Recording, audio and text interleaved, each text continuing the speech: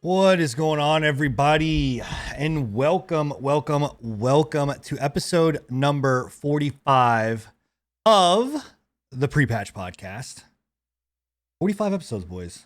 The last two of them, we have been down a member. So this It time, do be like that sometimes. This time it is unfortunately due to Mr. Power Electricity going out for Scruffy's channel, but he is with us in spirit. And we are obviously live across all the channels. One of which is a new place. We're back on YouTube Live now, thanks to Bill. We are. I'm slowly making the transition over to YouTube Live for my live stream. So yep, and that will this be is a the topic. first podcast over there as I'm trying to get everything figured out for it. Yep. But that will be a topic that we will discuss with the, kind of what we're playing, but also too in the Twitch hack. It's gonna come up. Don't worry.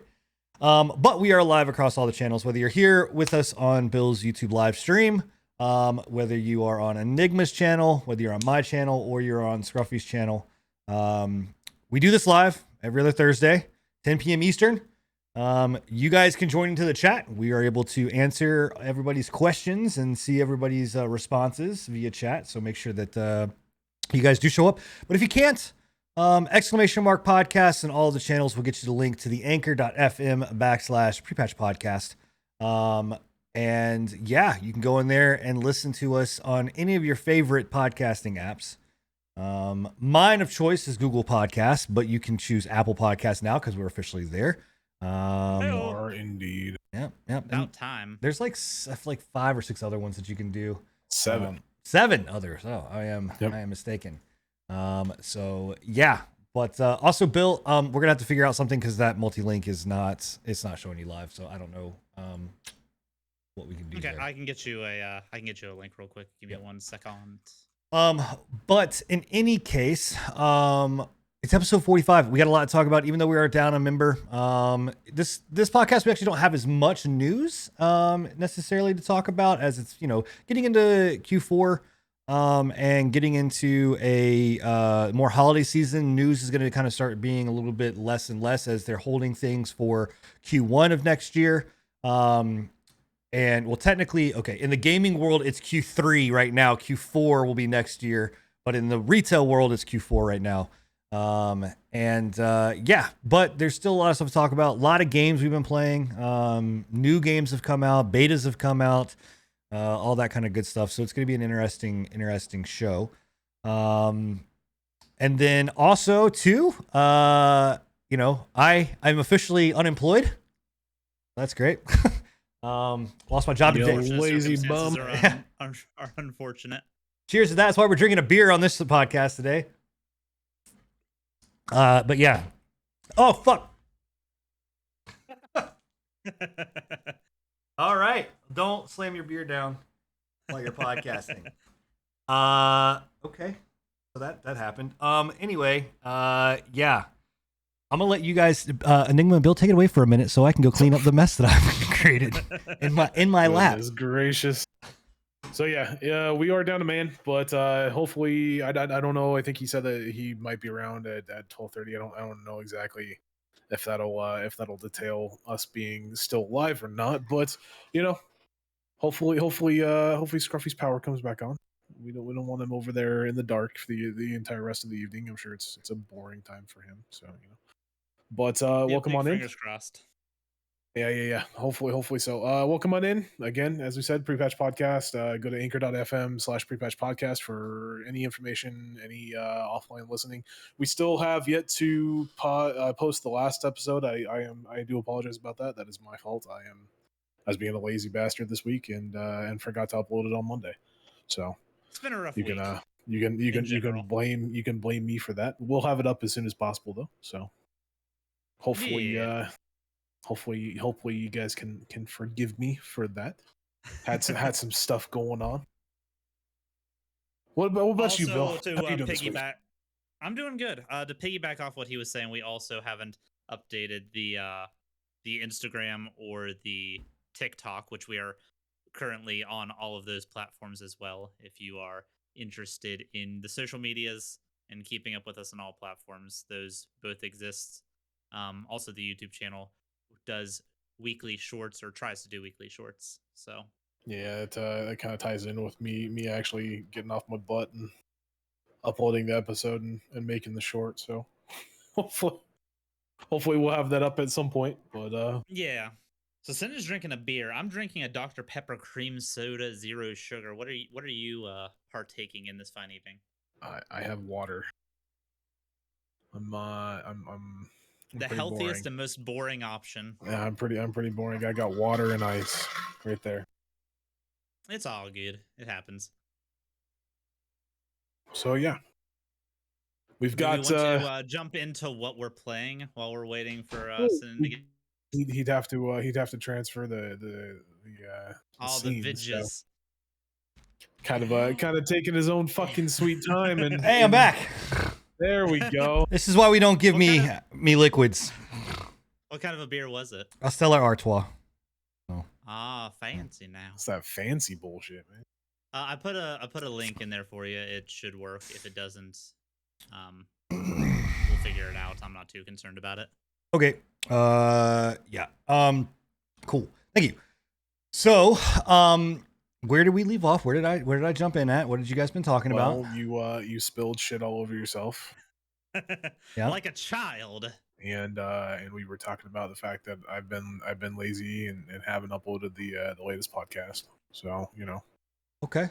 All right. Well, that's there is that. There is that. So yeah.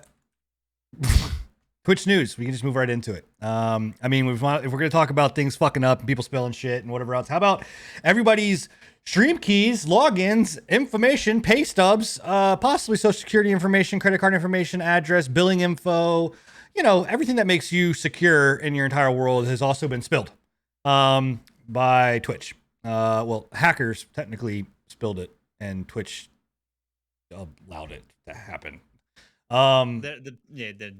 Yeah. Poor infrastructure. And the funniest thing about this story to me is the hackers and stuff are trying to go the like high and mighty route, saying that this is to teach Twitch a lesson. Yeah, of course. That's absolutely what it's about, right? Like, duh. Like, no, they're not doing it to get anybody's information.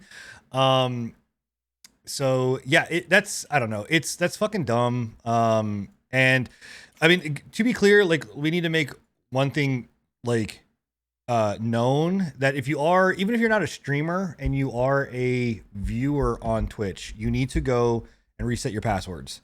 Honestly, more so if you're not a streamer, because streaming being like in the affiliate program and the partnership program forces you into two-factor authentication. I'm sure a lot of you motherfuckers out there don't got that shit turned on, so Yeah, that's what I didn't understand was when they were like, "Oh, go and turn on your two-factor authentication." I'm like, "Bitch, I've had two-factor authentication since I got affiliated." Like, yeah, this they is nothing force you new. to because there's payment information on there. So Yeah, I mean it's like if you don't, I mean it's 2021. If you don't have two-factor authentication right now on majority of your shit, like it's you're living a dangerous world.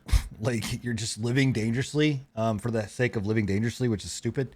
You need gone are the days where you can have one password for everything and be safe. Yeah, you need to get that turned on anyway. But so the other side too is a lot of people aren't saying, but like also change that password if that password is used for anything else, because like obviously now they have your password, they obviously have your email address, so it's not too hard to like backward engineer like where you go, and they literally can just put into a program that can back hack pretty much every like any bank, they'll go through the list, they'll just run through. Now unless you're with like a very very very minor like bank, then you will most likely get hit, but just be safe on the safe side. But that's not the news. Obviously, like Twitch got hacked. And I think there's a lot that kind of goes into this. And what makes this a big deal, right? So there's a couple things. One, major companies like this get hacked all the time. I mean, the fucking, people. Didn't Facebook get hacked like 2 days prior? Yeah. Like, well, Facebook got hacked. And then their algorithm got leaked in regards to how they do things, and then coincidentally their servers shut down, like went down, so which is a bunch of bullshit. I mean, let's 100% honest, people found out what the algorithm was. They realized what they were pushing, and that they had an agenda. And then all of a sudden, all of these platforms went down. Like it's not a conspiracy, man, or it's not like fucking coincidence. It's a conspiracy. But Twitch, is not the first to have been hacked. It won't be the last to be hacked. But I think the bigger thing that came out of this, and I think people are blowing it out of proportion necessarily, in my opinion, is the whole like concept that people's pay structure or pay got leaked. I guess the floor that I want to open up on here is like, or open discussion is it a shocker that these guys are these people are millionaires? Like, did this come to a shock to anybody that these people were millionaires? At first, whenever the leaks happened, I thought it was easier to overlook. But at this point, I think people are just enjoying the meme factor of it. I don't think, at least from what I've seen, nobody's been genuinely upset by like their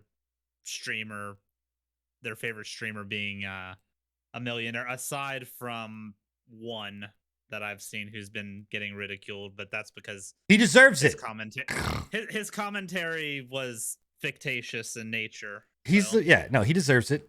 And most people know who he is. He's the only one that I've seen actually getting any flack about this. Everybody else is just getting memed by their chat as more money flows into them. Right. No. I mean, the thing that I think is where I get annoyed with it is there are some streamers out there, specifically some of these top streamers, one of which is this said streamer as well. But there are some other streamers that really, to me, not that I had necessarily a lot of respect for them, but I had some like I was like, okay, they're fine, but now I have no respect. Is like they're literally having their chat pit like one person against another person and being like, oh, how much did they make versus how much did they make? Are they really worth that much money? Like that kind of thing where it's like that, okay, you're using it to like boost your social ego and like your social like clout and to gain points. And to me, that's shit. You know what I mean? Like that's just shitty things to do. I've seen a few of those where like the top streamers are like trying to vie for each other's spots at this point. Yeah. Number 35 streamer coming in here. Let's level up to 34, guys. Yeah. So I don't know. I mean, again, the whole idea that it's, money, being seen.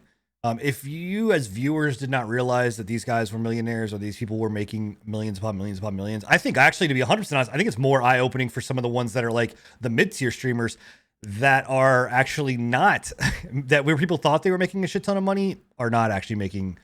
No, that's what I was gonna bring up. Was like there's some of those streamers that I'm like I'm genuinely surprised that they're only making a couple million. Like we're granted that's a very strange thing. Yeah, that's what I was about to say. It's a very strange thing to say. I'm like, man, you're not making like 36 million. You're only making 2. Like what the fuck, bro? Like but it's like I think Shroud. Was it like 6 million? And I'm like, man, I would have thought the Shroud would have been. But you got to forget, Shroud signed a fucking $15 million deal with Mixer, where he got to keep all that money. So, no, I mean, I'm talking about the people that are below that. Legitimately, yeah, but that's what I'm saying. Legitimately, like he was making 6 million, and I was like, damn, I felt that was really low for that for Shroud. And then you look at people like there was one on there. I think it was Asmongold was only making 2 million. And I'm like, damn, I would have thought that Asmongold would have been making like 6. Yeah. Well, again, a lot of these guys too, their money. So that only tracks money coming in from Twitch, right? It doesn't track donations. Yeah. That doesn't track sponsorships. Subs, yeah. It's bits and subs, that's just right? Off of subs. Right. Yeah. So you can average. Again, I always like to average on the low side. You average like 10% of those of the subs. Dollar amounts would be donations. So you're still talking an additional $200,000, plus, whatever, which is probably still on the lower side. Like I guarantee these guys are making a shit. I mean, I've watched people just drop fucking $500,000, $600,000 in people's chats all the time. But the thing about it to me is like, if you're using this as like clout, if you're using this, like there are some streamers out there that are being like, oh, you're not in my tier or level, like, and legitimately I've only seen 2 streamers do this, but like use it in a way that was like, oh, this is my ranking, you're not high enough rank to come talk to me. So You know, The one that shocked me the most, I think, it was the number one on that list was Critical Role at almost 10 million. I was like, damn, son. yeah. Oh, I know that Like was I knew that Critical Role was rolling in the dough. Like they make a lot of fucking money, yeah. but I didn't know they were making that much money. That's crazy. I mean, again, I think the eye opening thing for me was the lower, like that lower tier where you're talking about in like the 200s down, and also too that like steep drop off, man. When you're talking like going from, you know, the millions, and then like after 10, it just boom and drops down to like $200,000, and it's kind of crazy. So, you know, it's I don't know, but that happened, right? So that's the leak. The bigger thing behind it is, again, and what people aren't like focusing on, they're focusing so much more on like, oh, the pay got leaked, is more or less like, no, like guys, a bunch of information got leaked, including up to your social security number, your bank information, your checking information, all your passwords. Like that's a big fucking deal. From what I understand, they updated the information. I don't know if I posted this in the podcast chat, but they did update and say that according to Twitch at least, no sensitive information was leaked. So no Yeah, I social call security bullshit. numbers. Has the part No, 2 of this drop happened yet? No. Because I they, don't think whenever they so. did they said it was a part 2 coming soon on 4chan. So Yeah, no, part 2 has not dropped that I know of. It's just been part 1. So the biggest thing with all of this, in my opinion, is like that information and stuff. Now that Twitch is confirming that it's safe and secure, is the fact that the entirety of Twitch's netcode got leaked. I mean, that's a big deal for them, but that's also not a hard switch for them. Like all they have to, like, honest to God, do is just switch over to a different AWS server, and their netcode can replace that in a fucking blink of an eye. Like it's not terrible. The bigger thing is I hope and would want, and like they'll be like, cool, competitors, here you go. Like, here you go. Here's how you do it. Like, make it happen, Captain, and force Twitch to do better, which it won't. Like, it's not like Twitch is not gonna do better. So yeah, I don't know. It is wild. Do you think that there's any way that any malicious entities could use this netcode information in a harmful way to the site itself or to people using the site? Yeah, I think so. I mean, if they don't shore up the cracks, yeah. I think the big thing about it is that, well, so I think it happened. Like my connection the day that the hacks went live, right? And I didn't hear about it until afterward.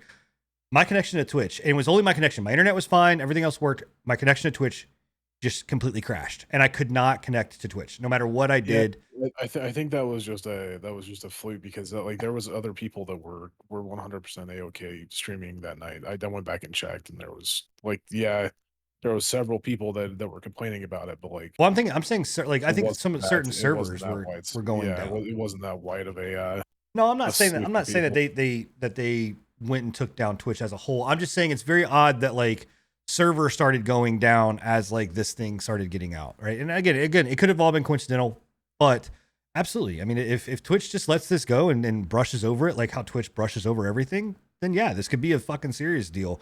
And somebody having their netcode, if they don't, change the netcode, if they don't go in there and put, stronger security infrastructure in place, I mean, Billy, well, not Billy Boo, but just, Sally, whoever could get in and fucking wreak havoc, So again, I hope that it fucking makes Twitch like wise up on a lot of things. Will it? I don't think so. I don't know. But I mean,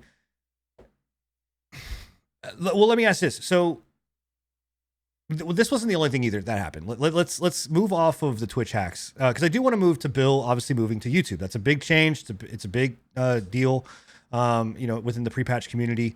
But there's also something else that happened that I think probably sparked this, Bill, if I'm not mistaken, from watching kind of your announcement video. It was a tipping point. Yeah. You want to explain it? You can go ahead. Or I can. So what Twitch, it was also a leak. And then has it been confirmed by Twitch that is a feature that they're going to be trying? They have fished it around to multiple creators, but they have not officially come out and said that they are launching it. Gotcha. So remember I think it was the start of this year, there was a program where you could spend channel points that you accrue watching a stream. That little treasure chest at the bottom that has like 60k points that really has no use unless you want to get an emote that you don't already have for whatnot. They were allowing you to use those points to boost a stream to recommended pages, to the front page of Twitch, that kind of thing. It was a significant amount, and it was like a big group community effort to be able to do that. But if you reach certain tiers, it would recommend you to X amount of viewers, which a recommend is just literally them seeing your stream up in one of these sections. They don't necessarily need to click on it for it to count, but that feature went away, and they have brought it back, or are planning on bringing it back as a monetization tactic, where viewers can spend money, like I think it was 98 cents per, or a buck something for every 1,000 views recommended. And that's the route they are testing with it. Instead of it being a channel points feature, it's going to be a viewers or the streamer. I'm assuming the streamer, you can buy the recommended yourself to boost the channel in the same way that it was boosted before. But but this is where you can actually pay money for it. Yeah, but it's the viewers that are paying, not the actual streamer themselves. I mean, I'm assuming the streamer themselves could pay for it as well. I don't see any reason why they wouldn't be able to throw their money into the ring if they wanted to, but it is targeted primarily at viewers. Viewers wanting to help their streamer get noticed will put money into this to boost the stream, which 100% of this money goes directly to Twitch's pockets. The streamer themselves doesn't get a pay cut of any of it. And that's just kind of the long and short of it. Like I said, I think it's like around $1 per 1,000 recommendations. And it works the same way that it did before, where once one of these events is activated, like the streamer, I think, activates one of these events, and then you build up the boost, basically, and then once the time period is over, then the boost goes out. You get recommended to X amount, however much money was raised in that boost event.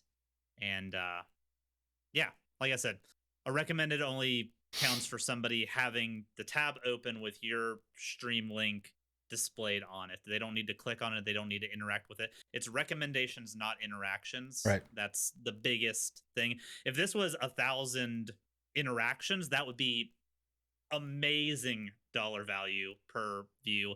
It would still be shady that it's being marketed towards viewers, but it would be at least better than just having it pop up in a place where most likely it's not going to be seen. Because I don't know if you guys open your recommended tab very often, or even stay on the homepage of Twitch very often, but I don't personally.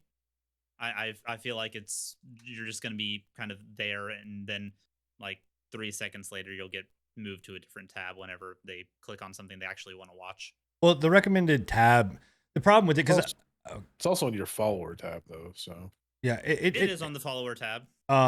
But which is most likely, if you're going to get an interaction, I would say that's probably the best place for it. Because like I said, I spend little to no time on the Twitch homepage, so that follower tab might put in some work. Yeah, but it needs to be reversed. Like, the problem is that as it stands right now, the recommended tab is all the way at the bottom, and like it should be at the top. Like, you know, if they're really going to push this as a thing, it needs to be up at the top. If they're really going to push this as a thing, they need to work on their machine learning and their algorithm for how it actually recommends streams, because as of right now, it just kind of takes whatever content you watch primarily and will just push a bunch of that on to you. And then it'll try to like vary things up. Like, I've been watching a lot of New World's content because it's the big thing, and I've been watching a bunch of my buddies play it, y'all included. Pre-patch guys are playing New World. It's been pretty cool. Sinan likes to kill fishermen. We'll get to that later.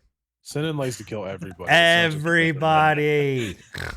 But so I'm getting a significant amount of New World's streams recommended to me. The problem with the recommendations is it doesn't really give you any information about what they're doing other than the game that they're playing. And then whenever Twitch tries to sprinkle in a few of its own stuff, it's always like just random ass shit like gambling or IRL or stuff that they think people want to click because it makes money. Yeah. But No, that's the issue is that they're recommending. For one, it's hard to find the recommended. Like you said, it's at the bottom, not the top. So if you are being recommended, it's most likely not being seen because people aren't paying attention to it. And two, it's being recommended to people that most likely don't give a shit because the machine learning isn't there to actually push it to an audience that's going to be more receptive to that recommendation. How would you feel if they were to put this in into like the carousel? So like instead of doing the recommended, it actually puts it on the carousel up top. Like I know most people don't spend time there. I actually do. I go through that carousel quite often just to see, you know, who's on there, you know, what's getting seen or whatever else. But like how would you guys feel about that? I would be more okay with it. The problem with the carousel is it basically just functions as an embed. So even if you're not actively watching it, any of the streams that are on that carousel, you technically count as a view towards. So the way Twitch works, it could help you like move up into a directory. So I think it would be a good thing, but it could also be something where somebody sees their numbers spike and they react overboard or poorly, or they like start freaking out. Most likely not, but yeah. I mean, it could also be something where people see like a high view count but nobody chatting, and then they're like, "Oh, you're botting," and mass report you or something. I mean, surprisingly enough, like Yeah. I don't look at this and go, this is. I guess I'm not shocked by it for one. I mean, it's a company attempting to gamify viewership versus working on their algorithm. It's, you know, and gamifying money. I think it's fucked up that that the streamer doesn't get any fucking cut in any of this. Like that's kind of a fucked up thing, for sure. But in any case, I mean, I don't know. Like I think you know, I know streamers that do not push subs. They only push you know, donations and things like that. So I just think, like, again, it's not a shocker. Like I think we all have known that like Twitch is a morally bankrupt kind of company as it stands right now, and you know, until something drastic changes, which I don't know if a drastic will ever happen. I don't think we're ever going to see a big change. But my biggest issue with it was that it was targeted towards viewers. If this was something where they're trying to advertise it to a streamer, as like most of these types of sites like YouTube and Facebook both have places where you can go to like buy recommendations or buy ads and whatnot. If it was targeted specifically towards just the streamers, yeah, it would still probably be a poor use of your cash, considering the Twitch algorithm isn't sophisticated enough to actually recommend you to people that they like that will care about the stream. But it would at least be in a little bit better of a moral category in my book. Whereas here, it's viewers that think that they're doing something good for a streamer, when in reality they're just wasting their money on a 0.1% chance that somebody's going to actually see the recommendation and click on it. That's true, but I also too I understand as well. Like I think that people that all in all, like the reality of what streaming is, if you know, and I actually brought this up with the Twitch hack and stuff like that, and I brought it up yesterday on my stream, was like, if these people were not making all of this money, how many of these streamers do you actually think would continue to still stream, right? Like how many people are actually streaming for the love of streaming, the love of content, the love of gaming, right? And just saying, hey, cool, I want to create a good community, which is what everybody says. Everybody says it. But the reality is like, guarantee you that a majority of those streamers would not still be doing it. Like if they were not making money.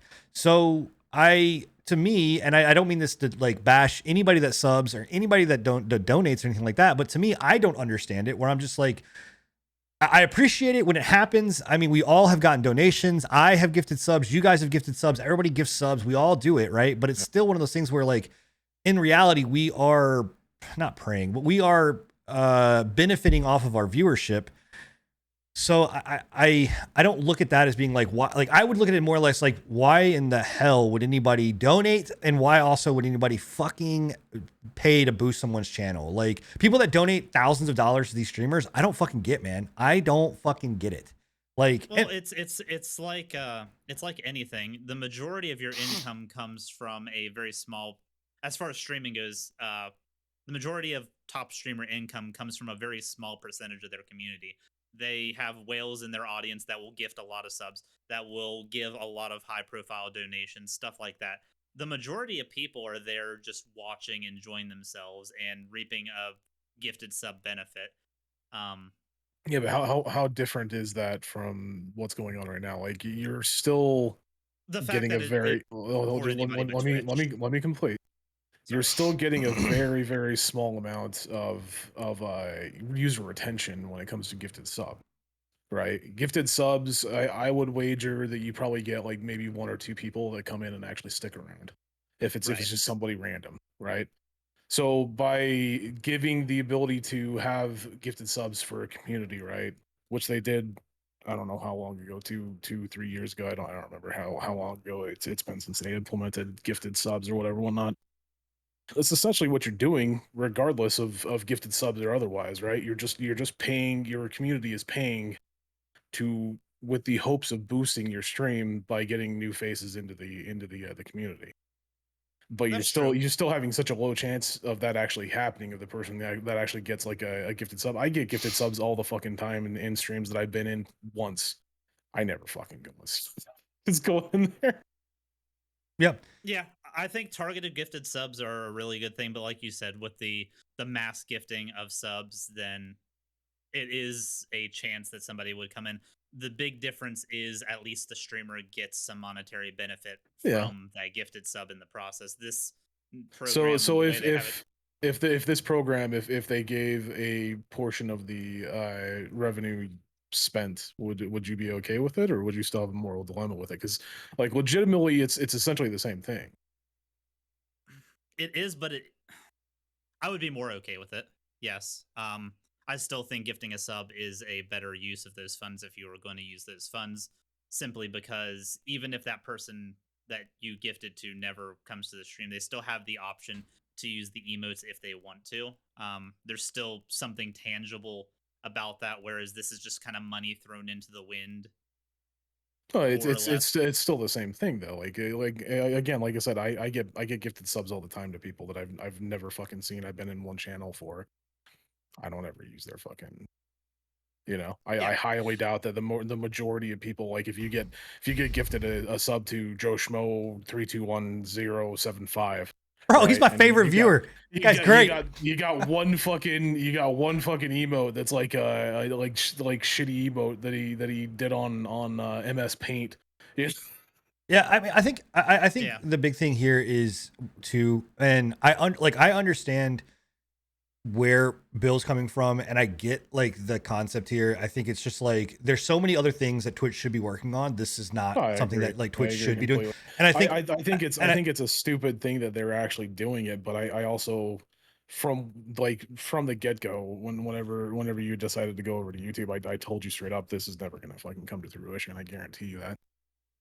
not him going to YouTube, the pay to sub stuff, No, like the pay to whatever. The pay to sub is never gonna come to fruition. Yeah, it's and if it does, it's going to be something that you can toggle on and off in your. I highly doubt options. it'll come to fruition at all. I'm right there with you. I think little to no chance, especially with the backlash that they got from it. I mean, I think the other side of it too is that if you are going to have something like this, your algorithm better be on fucking point. Like your algorithm needs to be fucking flawless, which we know is not the case at all. So that's the other side. Like you want to tell me that viewers can pay, like, again, it's just like walking into a fucking store and seeing, people buy a fucking a drink out of the cold cooler for $1.29 or $2, $2.50, right? When they can go and get a fucking 12 pack for $3. It's like, it doesn't make financial sense why you're doing what you're doing. No. I don't do that, but like, okay, fine. I'm not going to chastise you if that's what you want to spend your money on. Go spend your money however you want to do it. You know what I mean? But I think, again, if Twitch were to be like, hey, we've worked on our algorithm, blah, blah, blah, blah, blah. All of that's perfect. Everything's great. And now we're offering this functionality. Then perfect. Great. Everyone's going to love it. Be like, cool, great. We have the ability to like get seen more. Okay. Like, but that's not like, the problem is that's not Twitch's, like that's Twitch's fix for how to get people, which 100% is discoverability is the issue on Twitch aside from other things. But like discoverability 100%, for new streamers is the biggest thing. And there are multitudes and multitudes of shows, streams, people that have talked about it. Been like, please, for the love of Christ, like, don't go out here and buy all of this shit thinking that you're going to be the next big streamer. You know, understand that it takes time. All of us here, all of us have been streamers for years, right? And we still are sitting at 11, 12 viewers, right? Across all of this. So it's just not like it just, you know, magically happens. So discoverability is a big thing. They're preying on discoverability. That's the whole thing behind it. So. Yeah, it's preying on the viewers that want to see their streamer succeed, and is preying on a streamer's mindset that this is going to make a difference when the data, as of right now with Twitch and the way its algorithm works, it does not. Back in response to what you were saying, Enigma, if they did give some of this money to the streamer, it would be better. As far as gifted subs, my biggest issue with that is like it's still being wasted though. So your base complaint about the entire thing is that it's targeting viewership, and essentially they're throwing their cash to the wind. They'd still be targeting your user base, and a majority of that cash would still be going to the wind. Yeah, but I don't think people look at gifted subs as a way to advertise the stream. I mean, you'd be surprised. For mass gifted subs, I feel like a majority of the people that do mass gifted subs are hoping that the lurkers and stuff in the stream will benefit. Yeah. Will benefit from the people that maybe don't buy subs or whatnot, but are there like consistently. They're thinking that hopefully they will reap the benefits of it. It's still a gamble that people are actually going to use it, but at least the people that do get them, that are there consistently, will have some sort of benefit from it. Well, whether it's not necessarily advertising, but and to be honest, gifted subs from a discoverability standpoint really doesn't help anybody. All that gifted subs really actually do is, to the real point, is like the top tier, like top that are giving gifted subs where there's 29,000 people in their channel. Like that is like, okay, cool. These people are going to get gift. Like it's helping the community, where majority of people that are in a smaller streamer, everybody that comes to my stream, most of them are subbed, like, you know, in some way, shape or form. The gifted sub there is more or less for like that smaller community to go, hey, we want to help you even more. Like we're gifting subs to you to see the sub count go up, the stuff like that. So I don't know. I mean, at the end of the day, like what it all comes down to is stream to stream, don't stream to fucking make money. If you're streaming because you think that you're going to be the next big fucking thing, you're streaming for the wrong reason. Like you need to stream because you enjoy playing video games. You want to form a community around like-minded people that like you. And that's it. You know what I mean? And if you happen to blow up, congratulations. But most likely you probably won't. Like, I hate to be the bearer of bad news. It just probably won't happen. Like, that's just the way it is. So, I do want to spend like a few minutes, like just a minute too, because not necessarily asking or talking about why you made the switch over to YouTube, you know, whatever, but more or less just kind of your experience so far. Like you've been over to YouTube. I've been to YouTube. Went to YouTube. I came back. You know, what do you like YouTube from a streaming platform? What do you think? I mean, what are your thoughts? As far as the streaming aspect of it goes so far, I'm enjoying it. There's a lot of features that I like about it. There's a lot of stuff that I miss from Twitch. The big benefits, or well, the pros that I'm seeing of it right now is you consistently have the transcoding option.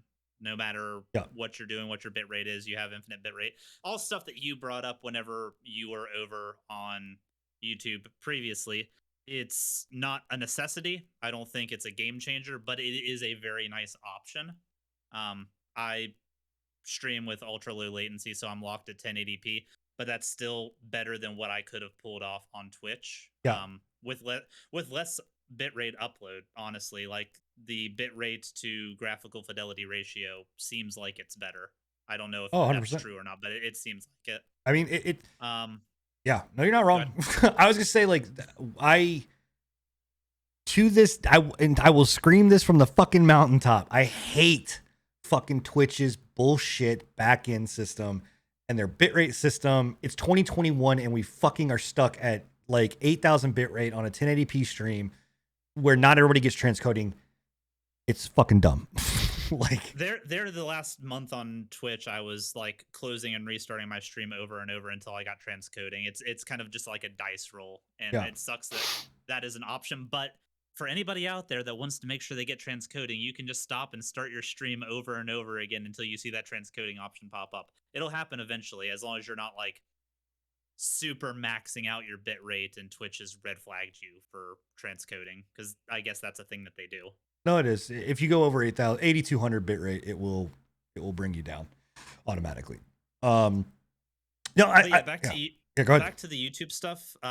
Being the viewers being able to actively go back and like if they miss something, they can go back, see what happened. Like if we're talking about something in post and they just came back, they can actively like rewind the stream, see what happened, and then just hit live and they're back to live talking about it. It's a more convenient viewer experience in that regard. What is not convenient is a lot of people's YouTube accounts are linked to their Google accounts, so it's real names being shown in the chat, which from a Twitch moving from Twitch to YouTube makes it a little hard to keep track of who's who in a community if they are following you over. But a lot of people also don't know that. They'll just log in, go to a stream, and then their name's popping up in a live chat. Yeah. The thing about it for me, I think Twitch as the back end of, or not Twitch, the back end of YouTube is a superior platform. The user interface, the the tools that are given to a streamer inside of the actual live stream themselves, it's like Twitch does it better. I mean, like a Twitch viewer experience, Twitch's viewer experience, Twitch's ability to be able to switch games on the fly, raid, host, all that kind of stuff is multitudes better. I will understand why YouTube doesn't do the game swap thing just because of the way that it handles post stream, whereas it makes the stream a video specifically. Right. But they should give it a like, and I have said this numerous times. It should auto chop. Right, like there's as soon as you switch a game, you that can, video ends, the next one begins. Right, you can auto clip, right? Like, or you can clip inside of the streamer tools or whatever else they have, the dashboard. 100% should be able to just literally sit there and go boop, hit the button as soon as it cuts, it instantly takes that, stops it. The system knows to stop that as a VOD and create the next one as a new VOD, like that. You know what I mean? Or have a button there that says new VOD, you know what I mean? And that would be super intuitive for it. Like it just, and also to like their backend system of like how streams are pushed and how streams are seen and stuff like that. Like it's still super fucking buggy. Like it's built around the fact that like, I'm going to follow Bill. I subscribe to Bill, so I'm gonna get a notification when Bill goes live. Right. Where, and like trying to find Bill, like if Bill's playing Final Fantasy or whatever else, trying to find Bill in Final Fantasy it's not like it pushes live all the way to the top. Like it's just whatever I searched, like that's how it's gonna find it. Yeah. Those things suck. Their algorithm for live streaming is not there. Right. It's arguably worse than what Twitch's is right now. Just because you do get buried through a bunch of VOD content, and it's a rare chance that your live stream definitely would pop worse. up in that. It's not arguably, it is worse. Like well, good. YouTube has the directory option now, which is the same as what Twitch has. Their directory functions pretty well identical. It's not easy to find where the directory's at. That's a problem. Yeah, but... exactly. So it's not arguably, it is worse. So the other thing, and this is where I can end my whole thing on this.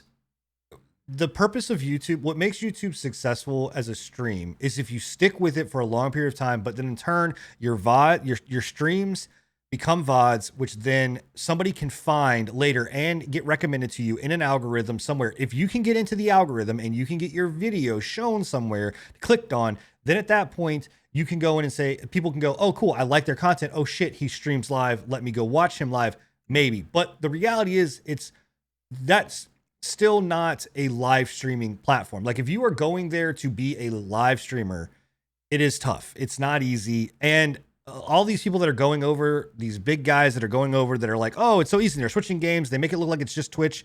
You got to understand they're paying thousands upon thousands up to hundreds of thousands of dollars to have an editor on standby that works for them, that literally just goes in there, and that's their job, is to make sure that like each VOD's cut up. There's a thumbnail already pre-made. There's all of this stuff already done. So it makes it seem like it's super easy, and it's not. Like that's just not the way that it works. So either platform, whichever you choose, like just understand you need to stick with it. Like take it from me, who have bounced fucking so many times. It's not worth it. Stay with one platform for a while at least, until you just absolutely get fucking fed up and you want to move to another one. It's not like I've been to Mixer, I've been to fucking Hitbox, I've been to fucking YouTube, now Twitch. It's yeah, like Trovo's now coming up and people are gonna go to Trovo. Like it's I'm telling you, it's just not worth it. Like find a platform, figure out which one you like, and stick with it.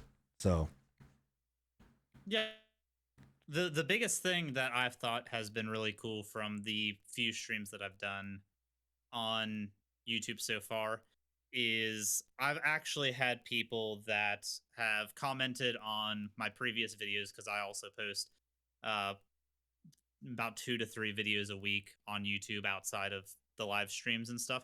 I've actually seen people from my comments section popping into my stream, which I thought was pretty cool. Yeah. That's something neat that's came up, where I've only had a single person go from my YouTube to my Twitch and actually pop in. Yeah, no, you won't. No, nobody gives a fuck about VODs on. If it didn't happen live and this one didn't see it live, they don't give a shit. No one's gonna see it on Twitch. But on YouTube, that's the point. The point of it is you live stream to be able to create videos that will then go out to the algorithm, that will then get seen, possibly get contented, possibly get subs, that will then possibly translate into live viewers. It doesn't really matter because they're still being able to see your video. So like, it all is kind of one big circle, which is beautiful. It really is beautiful. But their live streaming system is busted in the way that like things work and function, how we can do things like that. That's where, if they can get that going and that right and their directory right, yeah, it'll take off. Like 100%, it'll take off. So, okay, that was the longest what we've been, Twitch news not going into what we've been playing. So we're gonna have to like speed run what we've been playing. We've got an hour to get this stuff done on there. So Bill, I'm actually gonna start with you and let you kick it off. Just give me a sec here. All right, we are going here and over to here, and let's go. All right, Bill, what is this? Tell us about this game. What is this game? Okay, so this is Stranger of Paradise Final Fantasy Origin. It is a offshoot of the Final Fantasy franchise, obviously. It is a Souls-like. It's made by Team Ninja, the dudes that did Neo and Neo 2. Okay. So they have a decent track record with this genre of game. And if with you watching this live, you'll very much see the Neo influence in how the combat and stuff works. Looks like Neo. It 100% looks like Neo, but it's good. It's really good. It takes everything that is Final Fantasy, from the enemy types. It takes the job and class system from most of the Final Fantasy games and actually implements them in a meaningful way into this game, where the different weapons can be used in a bunch of different job classes. They have different niches, like you can be a red mage, black mage, white mage. You have the option to switch between 2 active job classes, and then at any of the save points or bonfires or whatever they want to be compared to, you can actively swap out your jobs from there. You have AI companions that fill one of these roles. Like currently on the screen, I have a girl who is doing sword and shield. I have a dude who is doing pugilist with fists. Now, you don't get to play as those characters though, right? You're only the main character solely. Okay. You play as Jack. All right. And he has access to every one of the jobs. You level up the skill trees, and you start off with a bunch of basic jobs: swordsman, swordsmaster, pugilist, duelist, which is like your pre-rogue, and then mage. And then from these skill trees, you get to the bottom and you'll unlock advanced jobs. So that's where you'll get the black, red, and white mage. You'll get swords master, you'll get warrior, you'll get knight. They're gonna add more eventually as well. But the intermingling with the job systems, I think, is something that is really cool, that kind of stands it above just being a Neo clone. The AI is actually pretty decent in this game, and you have like a minute amount of controllability over them. Like you can tell them who to target specifically and when to use like a special ability or whatnot. You can't tell them which ability to use specifically, but you can tell them to like unleash one of their moves that cost mana and stuff. Now, is this and this is the second part of the demo that you originally got, right? Yes. So they did a original demo 2 or 3 months ago, back when they announced the game was coming out. It was very minimal. It just had the Chaos Shrine up to the first boss. There were only, I think, 6 jobs total, 3 basics and 3 advanced jobs. This one has 16 jobs playable. Wow. So they have significantly increased. And since this is still just a demo, I can only imagine this is going to be, I would like to say this is probably half of the jobs that the game will have total. I have a feeling that the jobs are going to go from basic jobs, advanced jobs, and then master jobs. If I had to guess, there's going to be a third tier of job in the game. It would be cool to see this done as a co-op experience as well, for you to be able to have. You can. 100%. They added okay. this demo. This demo has co-op available. I'm going to be trying that out this Friday with a buddy. I don't know how the co-op is going to work specifically. I would assume it takes away your 2 AI companions and it's just you and another player, since there is that more controllability. But since the game's already balanced and programmed around multiple different targets, I think this is probably going to be one of the best and most challenging co-op experiences out of the Souls-likes, because most of the time when you're doing a Souls-like or any of the Dark Souls games that From Software has made, if you bring in co-op, the AI is not intended for multiple targets. Elden Ring might be changing that, since they have summons being part of your build. Basically, you can actually choose what your summon is going to be, and at certain points in the game, you're able to bring them into battle with you. I think a little bit more co-op balance is going to be in mind with Elden Ring, but this game is all about multiple targets. What's the game called again? Stranger of Paradise Final Fantasy Origin. And this is only PS5, right? They need to shorten that name. Well, it's from the Kingdom Hearts guy, so that's why the name is long and convoluted. I swear to fucking God, if I see Mickey in this fucking game, gonna have, you won't have keyblades. No, but it's got a very similar Kingdom Hearts-esque story where Chaos is actually Mickey. Fucking Mickey Mouse gonna pop him. Goofy. Like, Final Fantasy, motherfuckers. The game takes place within the like world structure of Final Fantasy 1. But it is not a retelling of Final Fantasy 1 like a lot of people thought it was going to be. Isn't it a prequel to it, or is it along the same? Is it running the same timeline? It's like an alternate timeline. It's, from what I've gathered and from what limited info that they've put out about it, it's an isekai or an isekai. Enigma, how do you pronounce that? Isekai or isekai? Yeah.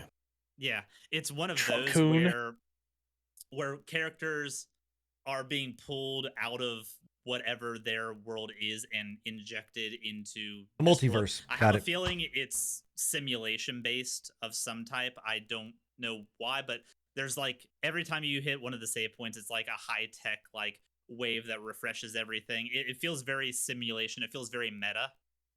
Weird. So we're just gonna add all the shit. Add all of it. Just throw it all in there. Yeah. So was it PS5 only, or? It's for everything. It's PS4, Xbox One, Xbox Series X, PS5, and PC. It's going to be all console. The demos themselves are PS5 only. I'm guessing you best not tell me that the next question. And I think you know what I'm going to ask. It's not an Epic. There's no way it's an Epic exclusive. It's an Epic exclusive. It is not. I was just saying, I can't see them doing an Epic exclusive. But as far as I've gathered from the story, it almost parallels Kingdom Hearts 2 well, just set in Final Well, Fantasy 1. It's these the only protagonists reason that why I are say that though is because Kingdom Hearts was an Epic exclusive. So yeah, no, I think Kingdom Hearts, that IP was specifically bought by Epic. I don't think it's a partnership between Square and Epic moving yeah, forward. But the story is these guys and this chick are pulled from their worlds, injected into this world. And from what the chick says, because you get her at the end of the first level, they're not the first group that this has happened to. She was put into this world with a bunch of people, and as they progressed through, their numbers started dying off as they were getting overwhelmed and stuff. And it's all in the goal of finding and eliminating chaos, which up until this point, people thought chaos was a single solitary entity causing everything. This chick explained that that is not the case. Chaos is in everything. Everything has a bit of chaos in it, and there's no way to eliminate chaos altogether. I was about Our to say main that's not mildly ambiguous at all. Like just yeah, you gotta defeat chaos in general, man. But our main character believes that chaos does exist as a living, tangible form, and that's kind of this game's story so far. Is our main character having the idea that chaos exists and can be defeated, and him trying to prove that to this chick, and his buddies trying to help him Does he like God, I hope it doesn't go push through political. to this goal. does he also have a special ability where he can tear off females' clothing with a hand gesture like that one No. guy? Wait, No, what? he does not. Wait, what? Don't worry, it's an anime thing, bro. You All wouldn't right. understand, bro. Okay. But at the end of this big rant that this chick gives, so she's actually the first boss that you fight is Garland from Final Fantasy 1. He was the very first boss you fought at the beginning of Final Fantasy 1. You fight him, he dies, and then the like armor and stuff dissolves, and it was her. So there is armor dissolving. She doesn't have pants on either. Oh. She has like bandage pants, but this triggered her to So you're like, telling go me on. there is a chance? Oh my There is God. a chance. There's 100% chance. But this triggered her like talking about all this because her mindset was if she goes to the Chaos Shrine and gives herself to Chaos, she can become Chaos, and then some group of heroes can come in, defeat her, and Chaos will be defeated. That was not the case. They just killed the version of Garland, and now she's back to normal. Some of the video game I bring this up because I watched a show on Netflix that was Hollywood cliches, and it just talked about like different cliches that are in movies and stuff like that. Some of the video game tropes, dude, they're all like legitimately for the most part, they're all the fucking same. They are. But this game's combat is really good. This game has a lot of really cool things. It's also got like a God of War style mechanic where you can either whittle an enemy's HP down, or you can whittle their stamina or their break bar down. And then you do these like visceral style, like God of War attacks where you turn them into crystals and make them explode. It's really, really cool. And that's how you get more mana bars. You explode enemies as crystals, and it'll increase your mana bars until you have a full mana bar to be able to use for your spells, for your combos. This has sounded more and more like High School DxD. I'm just saying, bro. Like every word that you say, I'm just expecting him to suddenly have a talking gauntlet that wants him to rip chicks' clothes off. Well, all I know is this dude has an iPod, and You want me to play the yeah, clip. Got it. All right. Play the some clip for band him. of heroes would defeat me, and thus bring an end to this You guys can hear empty it? dream. Yeah, but I don't think we can see it. Well, I hold on. If you want to see it, that's two different things. Sorry. Hold on. All right. Let me do this properly. My apologies. I didn't know you wanted to see it. I thought you just wanted to hear it. Bill, we might have to fire this guy and get a new producer. Holy shit! Okay. Some band of heroes would defeat me, and thus bring an end to this empty dream. Can you hear it and see it now? We lost, cannot. But we lost Bill. We can. Yes. Okay. We're fine. Wait, Bullshit. Wait. No. Wait. Ah! All right. There we go. Okay. One last time. Do it one more time for him. This bit's worth it. I promise. Hoping some band of heroes would defeat me, and thus bring an end to this empty dream.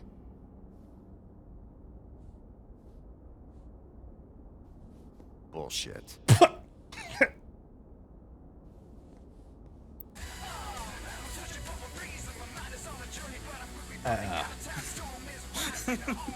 Because nothing says fucking just save the world like Limp Bizkit. Like Limp Bizkit, I died. He's That out there. moment right I there can feel has him. the community more hyped for this game than any of the production and any of the trailers Why? that they put out. Just because of how Is it shit Limp posty Bizkit? it I'm is. confused.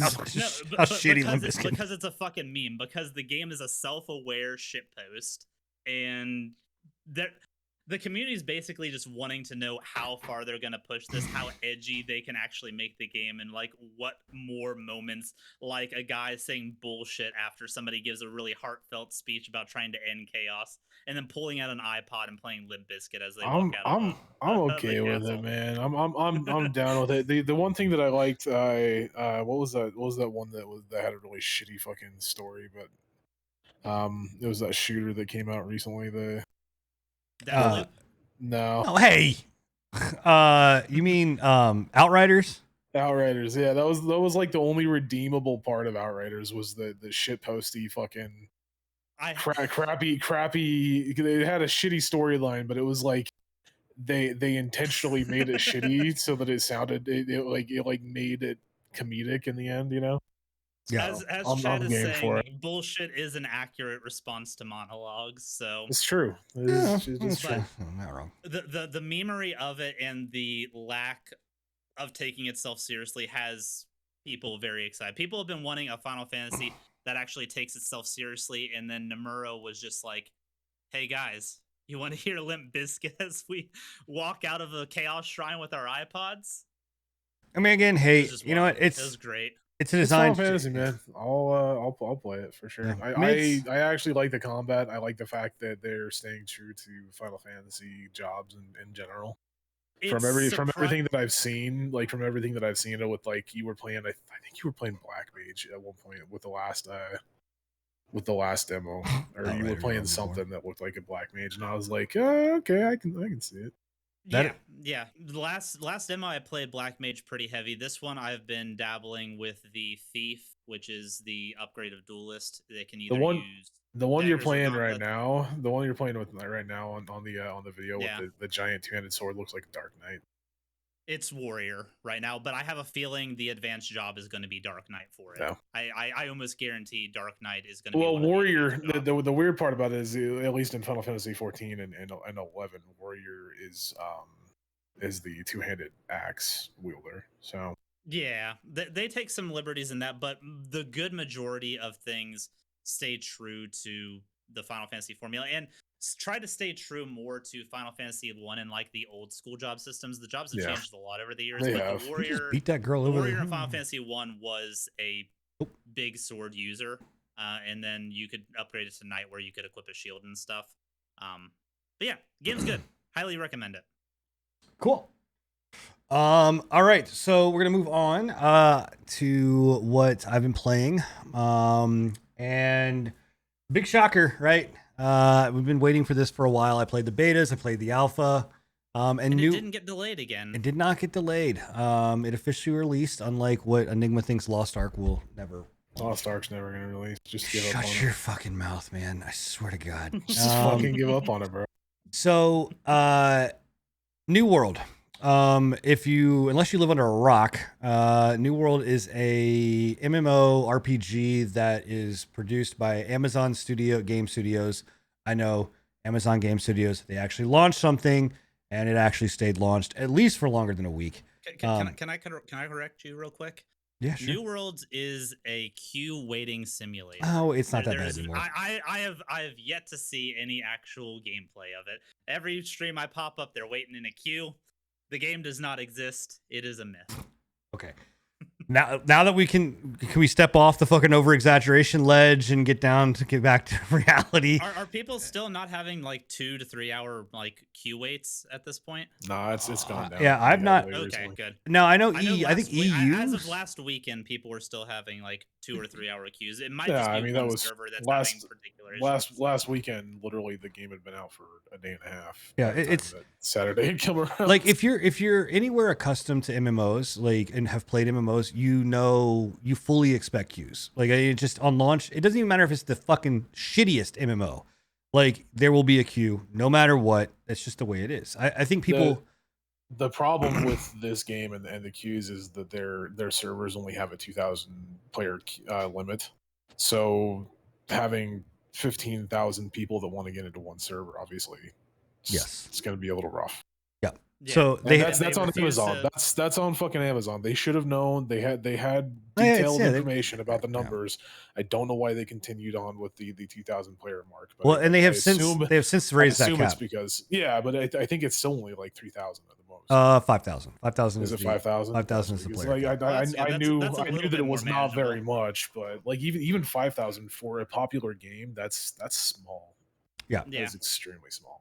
Well, the other And the issue. fact that they're not doing anything about the like the AFK. Nope, they have. stuff. They They fixed are. it. Yeah, they So, are. they're- They put finally into good. they Yeah. put At into least they're being fast implementations and about it. stuff. Yeah. And again, all of this stuff is stuff that has been in WoW, has been in fucking ESO, like their AFK people, like people that log into like Battle for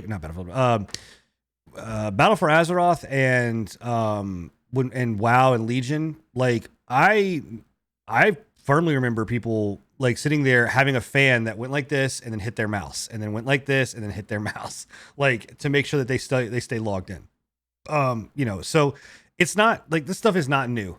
What I want to get to is the game itself. And I love it. I'm having a blast with it. It really is hitting on a lot of like things for me from an MMO perspective that I enjoy. One, as Enigma kind of made a comment about earlier on, I am a bloodthirsty fucking demon in this thing. There is, if you look in the bottom, if you're watching the streams, the bottom right hand corner, right beside it says tab, there is a little shield with two swords that cross. That is your PvP flag. I have yet to unflag that. Like I flagged up and then I never have I think I've unflagged one time. But I keep Was myself. it the fish? No, absolutely not. Let me tell you something right now. If you are on my server, Yangshi, NA East, and you're fishing over by the little like Everfall area, whatnot, guess what? I'm the game warden, and you're flagged up. I'm gonna come over there. I'm gonna beat your ass until you unflag. That's just the way it is. If you want, everyone says there's an unannounced, what is it? Unspoken rule that you don't kill Unspoken fishermen. rule, bro. If your ass is flagged, you're done. I'm killing you. That's it. I'm gonna attack you. I don't care. Like there are no unspoken rules when you're PvP'd. Like it just is what it is.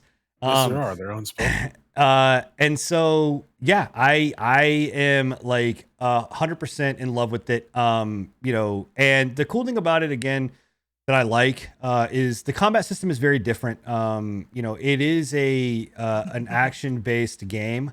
And it's all done in real time. And the game lends itself to players that know how to build properly, but also to know how to use their abilities and their class, as well as dodging well.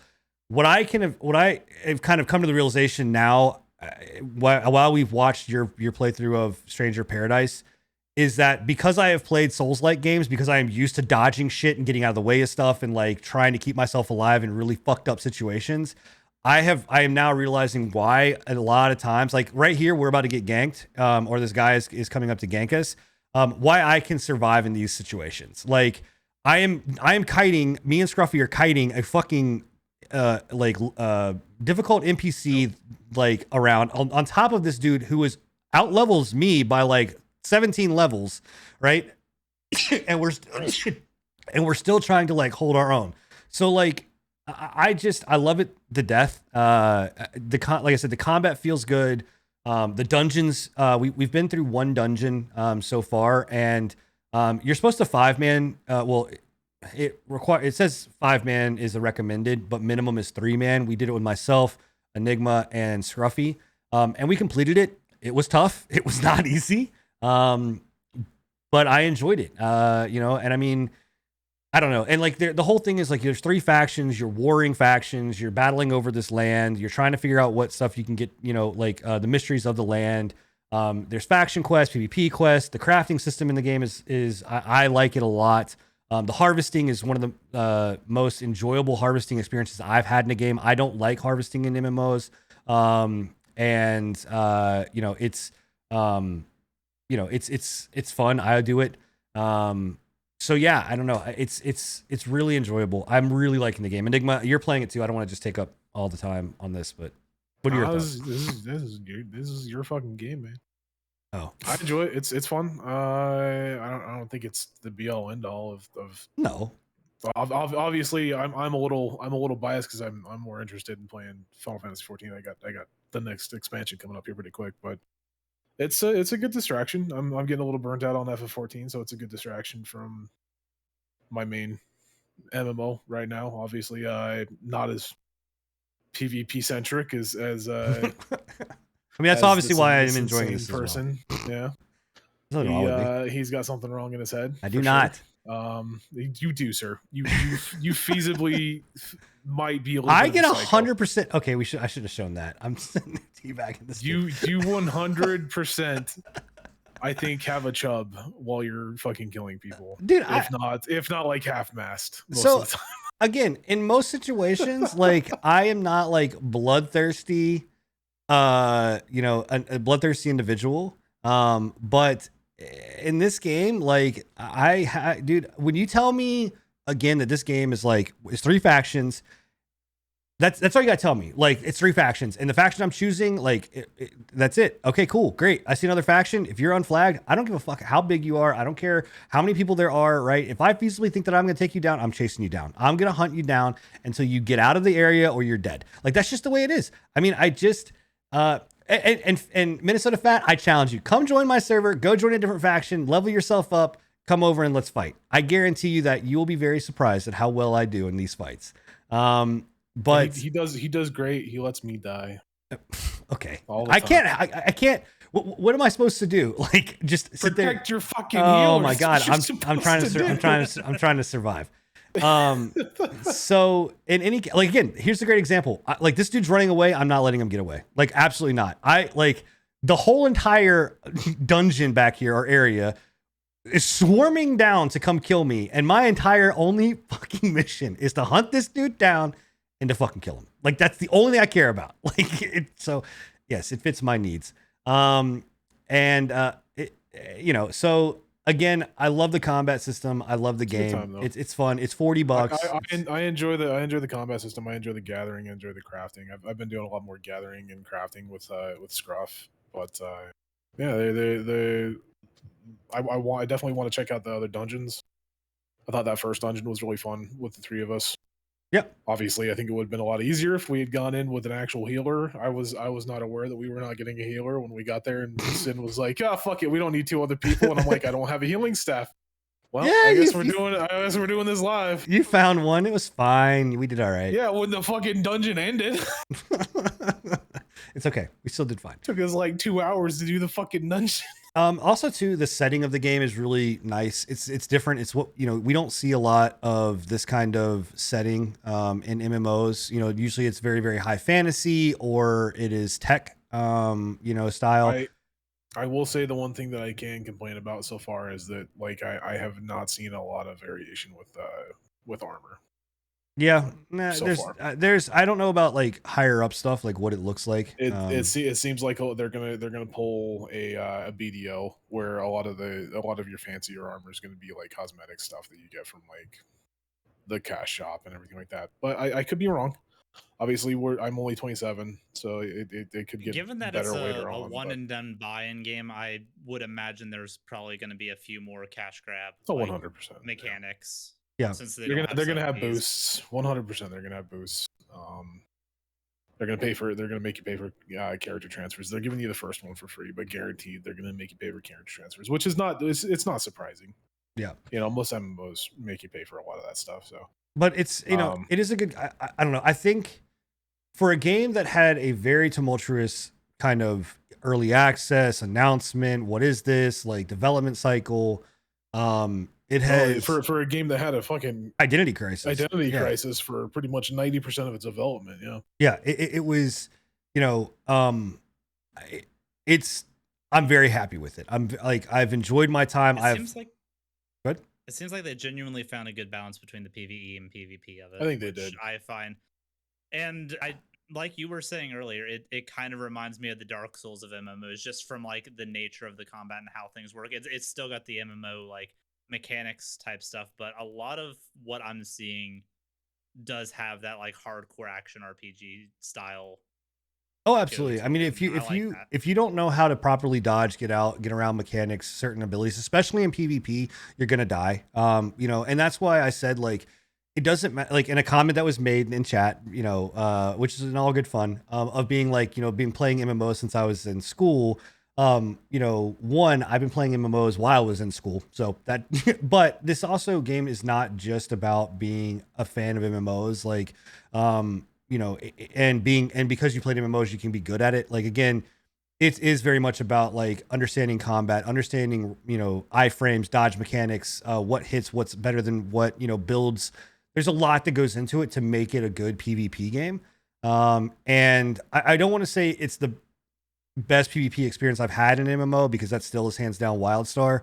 But it is definitely very good. Like, it is a very, out of like the action-based combats, stuff like ESO and stuff like that, this is definitely one of the best I've seen and played. It seems in a long more time. grounded than a lot of the PvP centric MMOs. A lot of the PvP centric MMOs that I'm used to seeing are like way overly flashy, way too many movement mechanics. This one seems very grounded in purposeful.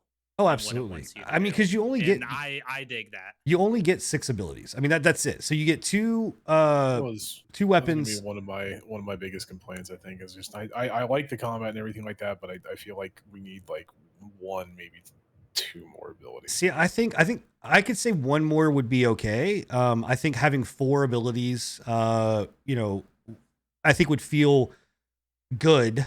I think having 5 would be a little much per thing, because now you're talking about 10 abilities total.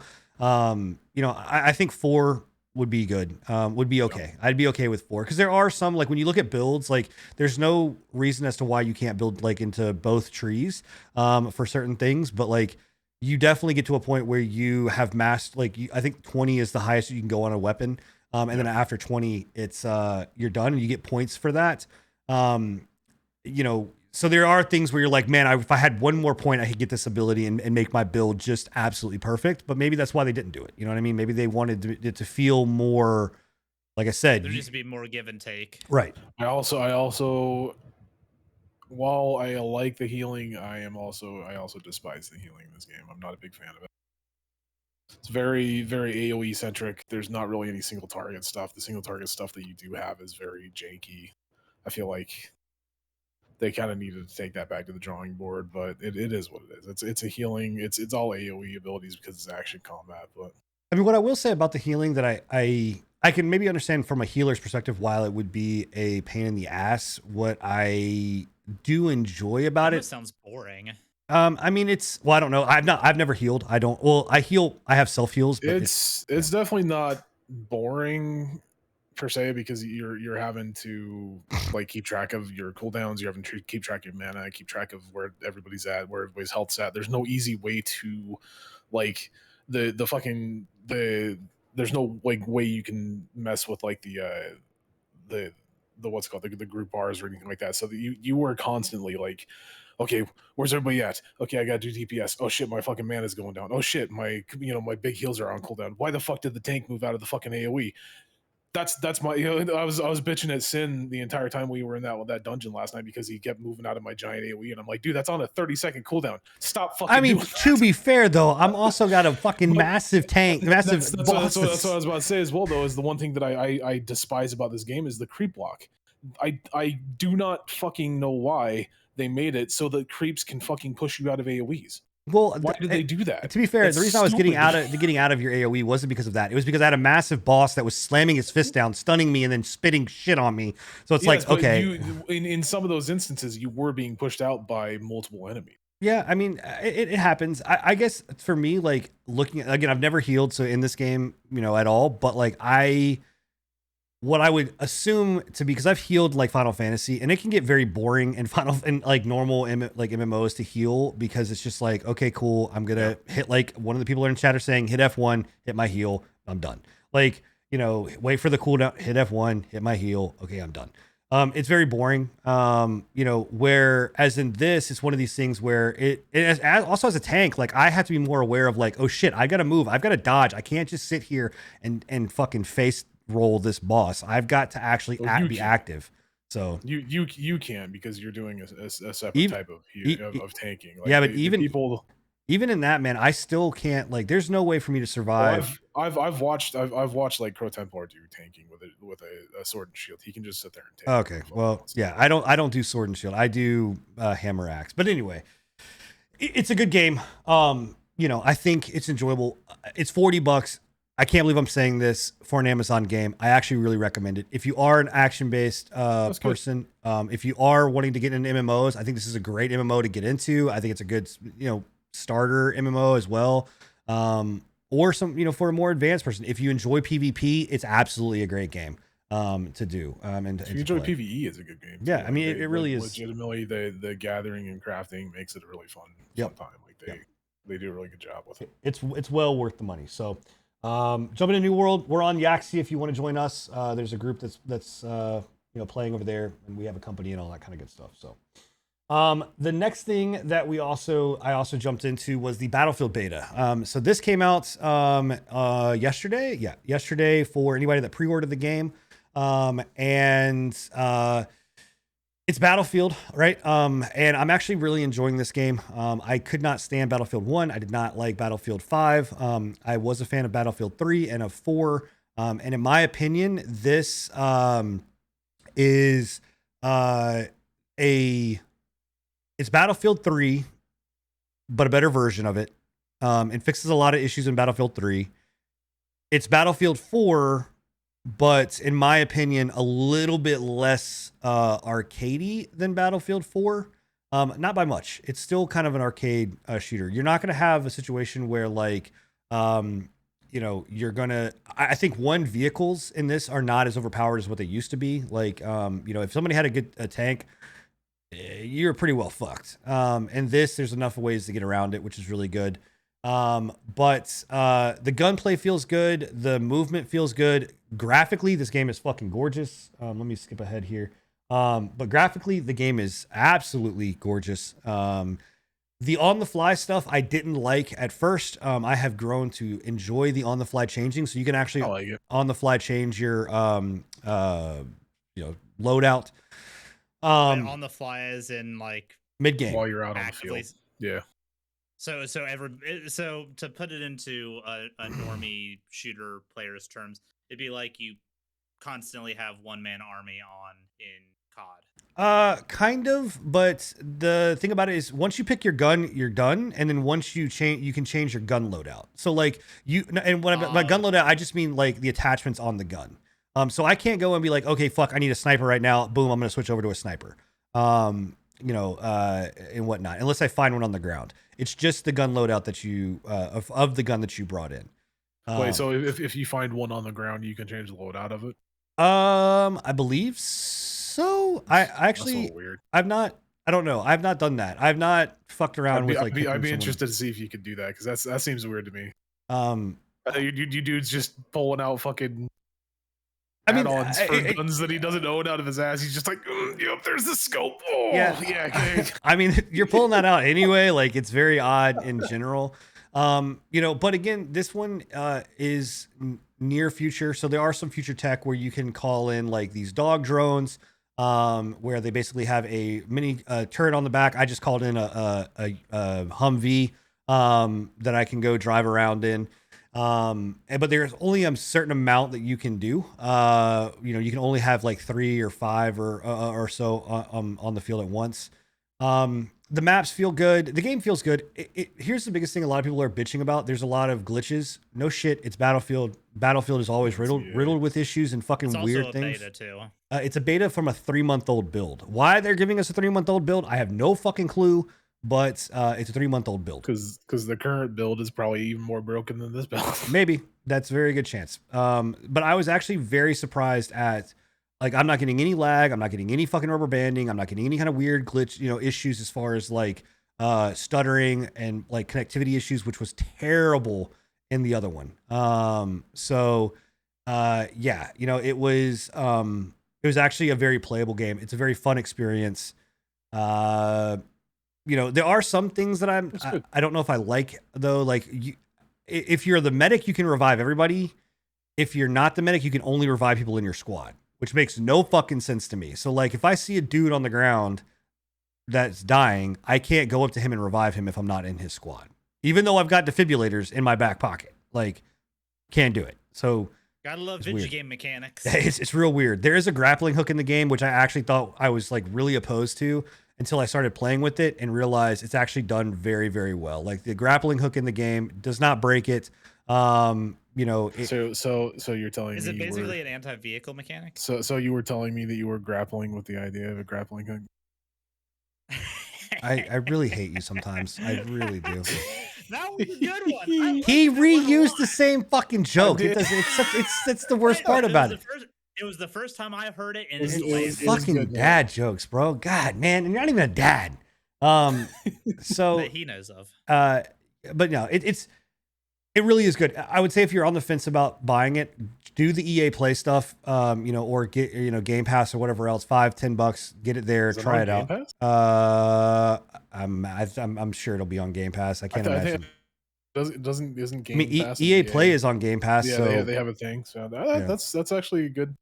I didn't think that it was going to be that way. Yeah. So go try it out. Again, it's fun. It's about it's not a game that I would sit there and like play for fucking hours and hours and hours and hours on end. Now, we don't know what the hard zone is going to be like, which is their squad-based tactical Tarkov style shooter that I'm really interested in. I think the biggest thing that I'm interested in, I've talked about this a couple different times. I cannot stand the fucking idea of their bullshitty fucking whatever it's called, the Portal. What's it? Yeah, the Portal shit. But I do want to see what people do with Portal into bringing 1942 back in modern tech, right? Yeah, that sounds really fun to me. And then this hardline or whatever it's called, the hard mode with where it's like a Tarkov type deal. That sounds really fun to me. I mean, I am very excited for Portal because again, it's bringing 1942, Bad Company 1 and 2, modern combat. It's bringing this game, like it's bringing all of these elements where you can just legitimately mix and match and do whatever you want. That's fucking cool. I'm excited for it. Like, I think that's gonna be dope. So yeah, it's a good time. It's like I said, go give it a try. It's open beta. Actually starts tomorrow. Actually, I think starts at 3 a.m. today or tomorrow. Oh. So if you want, sorry, go ahead. Speaking of grappling hooks, completely off topic. Have you guys seen the highlight reels of people using the grappling hooks in Halo Infinite and just like zipping around the map? Yes. Like steroided Pathfinders in Apex? Yes, I have. Like Spider-Man? Yeah, yes, I have. It is actually disgusting. The Apex players are going to have a field day in Halo Infinite. I can tell. Oh yeah. All the mechanics are exactly the same. It's just like Pathfinder. Yep. So yeah. We'll see. It's going to be very interesting. I'm excited for it. But again, open beta is actually happening from the 8th and 9th. So if you want to try it out for free, 8th, 9th on Origin. I guess on Steam too. I don't know, but I'm pretty sure it's just Origin. It will launch in Origin. So pick it up on Origin and play it there. So, okay. Last game. And then we're going to fucking burn through news. So it's October, obviously why I have all this red shit going on. It's spooky month. And myself and Enigma and Scruffy have been playing through a couple of spooky games. Do not pick up Pacify. That game is dog shit. Labyrinth is okay, is another game we played. We don't have any videos of these because we decided not to show them. But Labyrinth is okay. It's more like a puzzle game than it is a horror game. I'd say it's more of a suspenseful Yeah. horror game than an actual like jump scare horror game. Yeah. So it's but it's not a bad game. Out of the ones we have played, Devour absolutely is a fucking terrifying experience. Fuck this game, bro. It is a terrifying Were experience. there dolls? There are fucking dolls, Yeah. and there are little Chinese girls in with long black So hair. it hits both. It hits both of you guys. Yes, and in fact, we were only in there for 4 seconds before Enigma decided to hop into a closet and stay in a closet for a couple seconds. So I told Sin to get the fuck out. He ain't getting in my closet, bro. but it is a really. I'm trying to get to a point where I can show some of this off. Give me a second here. And fuck Molly, man. Molly can go and suck on a fucking rusty spoon. So I don't give a shit, man. Like, the point of the game is that you are actually Satanist, and you are trying to figure out what's going on with your cult. And there's 3 levels. The game's in early access. It's actually only $5. And you go in, and the level that we're playing here was this girl tried to commune with this demon beast, and ended up vomiting up, like connected with her, and it ended up vomiting up eggs, spider eggs, that then she turned into a spider. And you do the certain things, and I'm not going to ruin it for anybody, but you do the certain things, and like you burn these eggs, and she gets pissed off. And the goal is basically you have to burn a certain amount of eggs or cleanse a certain amount of eggs, before shit goes down. You have to do 10 of them. We played through several of the different missions that are on here, all of which are fucking terrifying, all of which are suspenseful, all of which, like, you're running around like you're chicken with your head cut off. It is a phenomenal game for $5. Like, dude, for $5, actually, it's crazy. That actually sounds so cool, and it's a really unique take on the horror thing, because it's usually like a Catholic priest coming in to try to purify a site. No, bro, you're a Satanist. You're burning goats, bro. You summon a little too much Satan. You're a Satanist, and most of the people that you play with are like, hey, my name's Jimmy Jean Bob Joe Thornton. I'm in love with Satan, and me and him have 3 kids, and we're married in the country, you know? Yeah, shit like that. And it's like you're burning fucking goats. Like there, and some of the environments that you're in are some really fucked up shit. Like the asylum, I hated the asylum. is fucking fuck the asylum. It's fucking real fucked up, and like the stories that are behind it are really messed up. And they're still developing for this game. It's a very small crew, but they're still actively developing it. They just came out with this level here, which is called the Inn. And is this gonna be the new Phasmophobia? No, I don't think it doesn't really compete with Phasmophobia, because again, Phasmophobia, like, you're trying to summon, like, figure out what the ghost is and chase it down. It's a different style of thing. This is like it. I almost put it in the realm of like DBD in a way, but like without the player character. PvP. It almost seems like Fatal Frame-esque. What didn't this have PvP, or was that no? Pacify has PvP. Pacify was the one that had PvP. Yeah. This game looks dope, though. I think I might actually get this game, because you should, man. You should, and play with us, man. It's 4 players. Like, it's 4 players. I think I want to do the full podcast crew with it. It's I gotta cut it, because I definitely do not want anybody to see what the fuck happens whenever you see something bad happen to you. But yeah, it's a good time, man. $5, Devour. It's amazing. It's worth every penny. Go pick it up. Like, especially if you like spooky games, it's great. I don't like spooky games. Yeah, but you still enjoy it.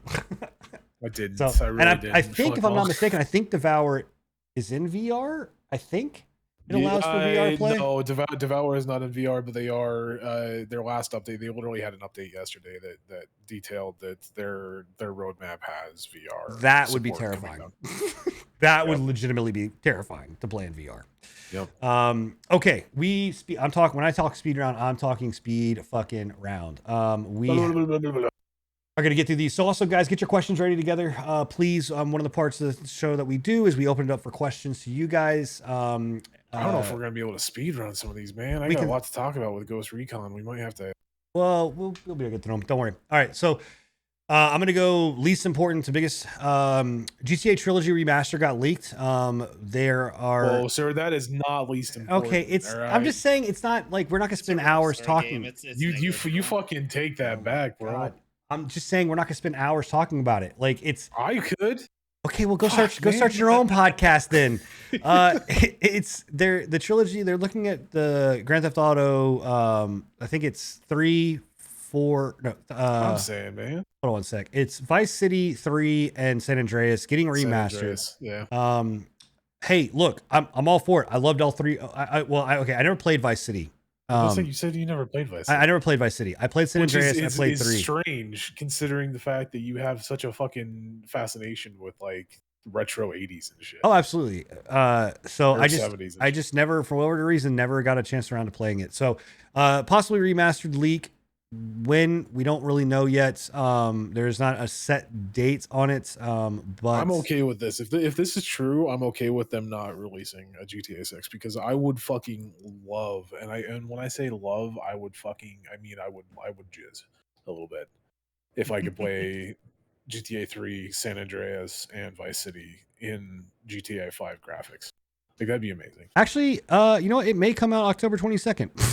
Is what they're looking at. It's saying because that's the 20th anniversary of Grand Theft Auto 3. So maybe that's a thing. Maybe we get it October 22nd. So cool. All over it. Razer Capture Card. Razer is releasing a capture card to try to rival Elgato. It's a plug and play capture card. Yay. I mean, Good. okay. Elgato needs more competition in that market. It's gonna be overpriced and have a metric fuck ton of LED lights on it. So yeah, I don't know. Probably not have a metric fuck ton of LED lights. It will be overpriced, and the software will probably not work. 100%, it'll have a shit ton of lights on it.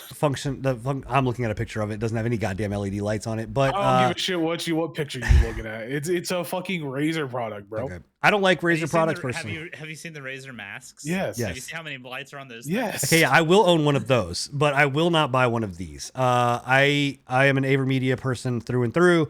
Their capture cards, in my opinion, are way better priced. Well, they are better priced, and they function a shit ton better than any. Send me a link to those because I use an Elgato and I'm looking to upgrade. Yeah, absolutely, I will. So Nintendo stock price has taken a dip. It's dropped in value after they had a really strong 2020 and going into 2021. And then now their stock has begun to kind of recede. People are saying like this is because there is they're not competing as well in the market when you're talking about like the console wars. Which I don't think that's the case. They never have really been in the console wars. Hey, you hear that? No. Do you hear that? No. That's the sound of absolutely nobody giving a fuck about Nintendo stocks or anything to do with Nintendo. Okay. Well, I don't think that's true either. But there is the rumor, obviously, Nintendo's the OLED model has come out. There's talk about You heard me, Bill's chat. About a Pro coming out. That's gonna be 4K. The OLED model was so disappointing. Yeah, I think the big thing here is that Nintendo, like, they do their own shit. You know, they're not getting done their own shit for years, man. That's the biggest thing. Their stuff's also been out for a significantly longer time than any of the other consoles, so they've had more time for people to acquire. The biggest thing that I don't understand is like I am honestly legitimately surprised that people even still care about their stock prices. Like I would have thought that people would have not given a shit about their stock price dropping, considering again they do their own thing. It doesn't really like there's no competitor for Nintendo for the simple reason that Nintendo doesn't compete. I'd be interested to see how the Steam Deck does against the Switch. That was my biggest thinking on why their stock prices might be dropping is because there's an actual mobile competitor out. Yeah, I mean it's still one of the things where you're only going to get Nintendo games from Nintendo unless you're Nickelodeon and you release Nickelodeon All-Star Brawl, which is actually a really fucking great game, and I plan on picking it up. That game looks so shitty. You're fucking crazy. It looks unbelievably bad. You're fucking okay. All right. It looks jank. It looks like somebody. Can we hop off of Nintendo's fucking jock for a second and just understand that game? Actually, it's not like I thought the same thing because I'm like, bro, this is fucking bullshit. Brawl, like Smash is the only game that can be a brawl game that actually fucking does anything, right? And actually plays well. I watched a lot of it and I talked to a lot of people that actually like are Smash fans, and they are really enjoying the game because of like wave dashing, being able to tech out of things, that they're actually listening to like fighter fan bases, to be able to have like active movement dodging, move cancellation, stuff like that. So I don't know. Oh my god. Okay. It looks I'm just really like it looks really janky. Like saying. the grab animation just teleports them into your hand on top of your head.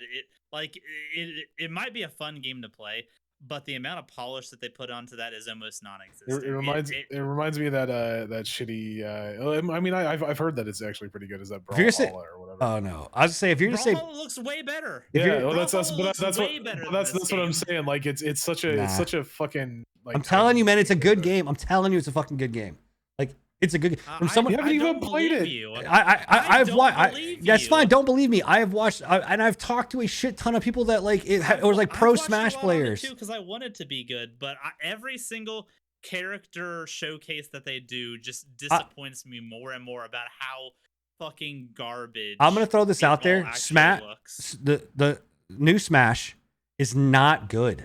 It's not as good as what everyone. Okay, let me I say. don't think the new Smash is good. It's either. like- I'm like- not defending the new Smash. I'm saying that This is hands looks down worse. better than the new Smash. I'm just saying. Anyway, It- sorry. Nintendo no. stock price is going down. Like, No. yeah, I think mobile competitors. I think you're right. I think Steam Deck has something to do with it. I also think that, but Nintendo games is the only place you're gonna get Nintendo from. Like, you can Yeah. only get it on a Nintendo platform. Nintendo is predominantly the reason why their stock is falling. If they wanted their stock to be better, their stock would be better. I also don't think Nintendo gives a shit. They're Yeah, releasing a I movie don't with Seth either. Rogen Yeah. as fucking Donkey Kong and It's, Chris again, Pratt as Mario. Nintendo- So Nintendo does what Nintendo does because Nintendo does what Nintendo does. Like Yeah. that's it's just So- what happens. Half-Life Alyx is getting a update that will make it non-VR compatible. So if you do not have a VR, That's you'll be pretty able to be able to play the game. That's dope. Yeah, I've heard good things, and now that I have Game's good. a VR headset, I've actually wanted to play that Half-Life Alyx. it's but- not bad. I mean, if I had to choose between Half-Life Alyx or Boneworks, I would choose Boneworks. Yeah. But Half-Life Alyx is not a bad game. All right. You have got 15 minutes, good sir. Can you crunch this down into 15 minutes is what your issue is with Ghost Recon I mean, Frontline? it depends on how much you guys want to argue with me. I mean, What are we talking about? Ghost The- Recon. the Ghost Recon free-to-play shooter Oh, that I'm they not announced recently. arguing anything with you. Let's fucking do it. Yeah, this looks like this. I don't know, man. Like it kind of draws into that same conversation that we had with the last Ghost Recon game that they announced, the team-based shooter. I can't remember what the fuck they called it. Oh, the Tom Clancy's Breakpoint? X-Defiant. X Defiant. Oh, That was X- it. Yeah. X Defiant. It ties back in with that where I'm just like, they are So literally and legitimately running Tom Clancy and the Ghost Recon name through the fucking mud at this point. Like they will stop at nothing until they have completely ruined that fucking name for every person that remembers the original Ghost Recon games. And I don't think this is going to be any better. I'm wondering if they're gonna do kind of like what they did with X-Defiant and have like a free, like if you sign. I mean, up it's a and, free to play. like the play test. yeah. Yeah, but I wonder if they're gonna do like the play test and stuff because I actually enjoyed X-Defiant, even if it is like a sin to the Tom Clancy name. What the hell is I Tom would be Clancy? interested in playing this, even though I have no interest really in BRs for the most part anymore. I play Apex, but that's really about it. Oh my god. This one looks like a more arcadey Warzone. The and developer it of does. the developer of this made Tom Clancy's Hawks. You guys remember that game? Yes. Nope. Yeah. No. It was terrible. It is a fucking. It was a game that was supposed to rival Ace Combat and Ace Combat was yeah. not good.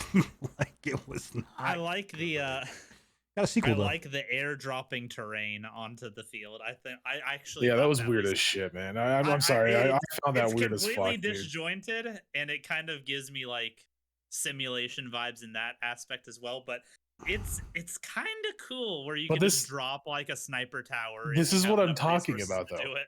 Like, this is what I'm talking about, though. They are literally dragging this shit through the mud. Tom Clancy's games were always about realism, Yeah, tactical fighting, tactical shooters with realism in mind. Tom Blame Clancy. Siege. Tom Clancy has always been about that, right? Tom Clancy, Ghost Recon, Rainbow Six, all of them.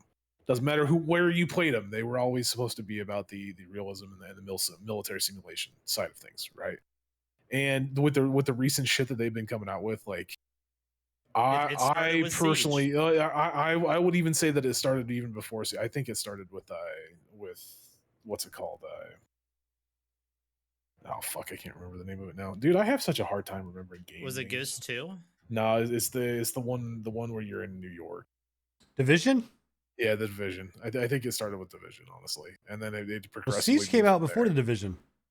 Yeah, Siege came That- out before Division. Oh, did it? I Yeah. didn't know that. Yeah. I thought the Division came out first. Yeah, Then yeah, and honestly, 100%. Siege, whenever Siege was first released, wasn't like Siege when it first released still had like every air of realism to it. It's only It been did. I will say recently that. they've Yeah. been- Like the like 5 games of Siege that I did play, I did enjoy the realism behind it when it first released with the demo. I played that quite a bit. That game But, seems like the most arcadey game ever. it turned into that way though. That's the biggest. I'll thing. Like, actually- they've Are we, turned it into are we talking an about arcade. Siege or are we talking about Siege. the Siege. Siege isn't arcadey at all. It's I still would argue it's still that. tactical. It's still but I would argue. Bro, the it has realism completely aspect of it's become, gone. whether it started as or not, it has 100% become arcadey. Like, I mean, everything's arcadey at this point, so But- arcadey is what sells. But in comparison to like Rainbow Six Siege Vegas and the earlier Rainbow Six Siege games where it was 100% milsim, 100% realism, it's 100%. well, Vegas. arcade. So I was actually going to make a very controversial statement. Shocker here. Actually, Vegas and Vegas 2, I think, started the whole kickoff for being more arcadey in the style. Because if you actually go back and play Rainbow Six 3 and Rainbow Six 3 Black Arrow, extremely grounded, extremely. It played not like squad per se, but it was definitely a one tap kind of thing. It was the Tarkov before Tarkov when it came to like realistic shooters. Once they went to Vegas, it started to get more of like being pleb friendly, or just in a general like I could throw a couple bullets into you and you still be able to survive. Rainbow Six 3 and Black Arrow and Rainbow Six 3 Black Arrow were the last ones to do that. But anyway, I can honestly give you a little bit of ground on the arcadiness because even in their like lore standpoint, they're moving towards where Rainbow Six is turning their training into a sporting event that like is a stadium event. yeah. As weird as that is, that's like the current direction of the lore is like the Rainbow Six operators are performing on a world stage with their like their God. mill training and stuff. So we went from secret agents that are essentially not supposed to be known about to hey, we're Movie playing stars. in fucking League now, you know. They refreshed a giant stadium. Tired You know of what? shit, I dude. actually wouldn't mind a Tom Clancy League like MOBA. Like, give me that. That's because you're toxic as fuck and you would enjoy it. Oh man. Back to Do- the Ghost Recon. Do we know real quick? Do we know that this game 100% is a BR? Like, has it been? Has Tom Clancy or not Tom Clancy? He's dead. Has Ubisoft come out and said 100% that this game is a BR? It is 100% a BR. I don't think they've come out and Yeah, but I don't. I'm trying to find somewhere. I see a lot of articles where companies say that. Everything that I've seen and everything that they've described it as, it's a BR. Yeah, I wish they would have went a different route with it. I wish they mindset would have went open world, like open world massive multiplayer fucking. You stole that from me, bitch. Well, I mean, I'm agreeing with you.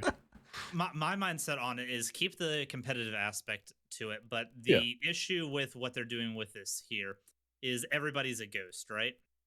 My mindset on it would be have it be almost DBD-esque, where you have maybe a squad of like 5 ghosts in like high kitted out, like their gear, their abilities, that kind of thing, and then have a lobby full of pleb soldiers that are being like spawned in and have them have to defend off against or work their way to an objective against players that are just like pleb soldiers, basic kit, nothing special. Have I talked to you about a game called Battlefield 2042 Portal?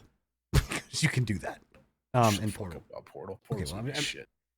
Oh my god. Anyway, I agree with you there, Bill. I like the best Ghost Recon games in my opinion was Island Thunder. I thought Graw was really good. I did not like was really good. I did not like Graw 2. but I loved Ghost Recon Island Thunder, and I loved Graw. I'm actually legitimately surprised you didn't enjoy Vegas or Vegas 2. I did not at all. But I loved Vegas and Vegas 2. Vegas and Vegas 2 were like my go-to when I was a kid. But I just bring up the fact of like this is that Ubisoft has not confirmed this is a BR, and maybe it is. I don't know what else it could be. I mean, it could be just 100-player drop-in lobby, unless it's a Battlefield style Yeah. competitor. But I mean, it could be 100-player drop-in lobby. For free to play, I doubt that. It's still one of those things where it's like everything that they've described it as in that trailer reeks. Well, I'm not saying it's not a BR. I'm just saying they've not BR. announced it as a BR, and all these Like news articles whole, are saying BR. Drop in and face off against 100 other players. Kit yourself up and become the master of the island. You know, it screams fucking BR. Yeah, I don't know, man. I really wish that we could get a good Splinter Cell, a good Ghost Recon game, and a good You're not going to get them back. and a good Rainbow Six game. So they are going down the route of these days, and that's my biggest problem with Ghost Recon and Tom Clancy in general is that they've Frankenstein monstered the shit out of this fucking franchise so much over the past like 10 to 12 years that I don't think that they could go back to Splinter Cell. I lost hope for a Splinter Cell whenever Sam Fisher got put into Siege. That too, yeah.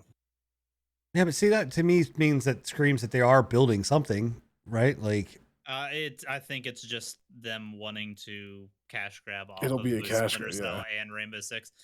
And it's just weird. Like what I was saying with the Ghost thing, and it goes into Siege and it goes into Splinter Cell also.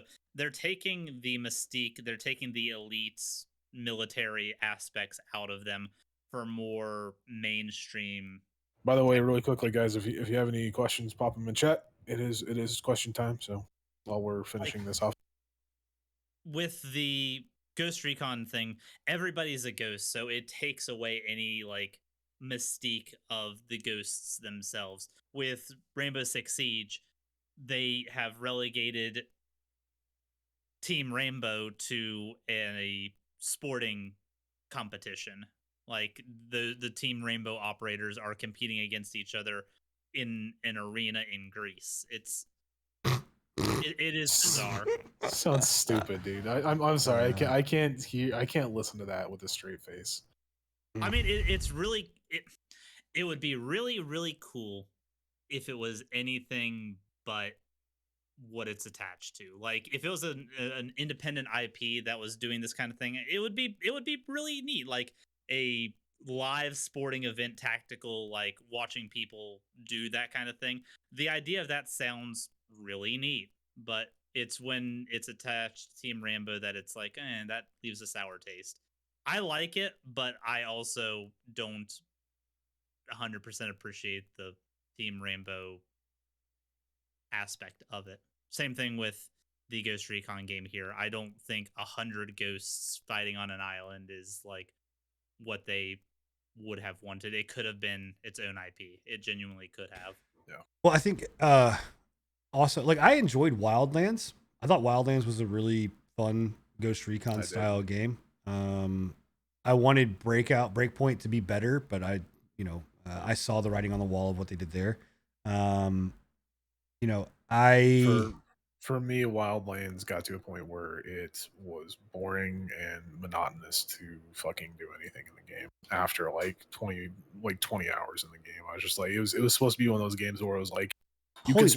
hundreds of hours. Did you say after 20 hours? I mean, Yeah. Holy fuck, man, that's not bad. Like that's a good amount of $60 fucking game.